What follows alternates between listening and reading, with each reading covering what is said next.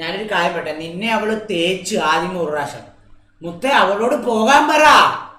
പിന്നെയും വരുമ്പോ അവളെ നീ എന്തിനാ? എസണ്ണേ, ഞാനൊരു കാര്യം പറട്ടെ മുത്തേ, ഞാനൊരു കാര്യം പറട്ടെ, നിന്നെ അവള് തേച്ച് ആദ്യം ഒരു പ്രാവശ്യം. മുത്തേ, അവളോട് പോകാൻ പറ. പിന്നെയും വരുമ്പോ അവളെ നീ എന്തിനാ അക്സെപ്റ്റ് ചെയ്യണത്? എനിക്കത് മനസ്സിലാകുന്നില്ല. നീ നാളെ അവള് പോയി കഴിഞ്ഞാൽ പിന്നെ നീ എന്ത് ചെയ്യും? നാളെ കഴിഞ്ഞ് പിന്നെ അവള് വരുമ്പോ പിന്നെ നീ അക്സെപ്റ്റ് ചെയ്യുവോ?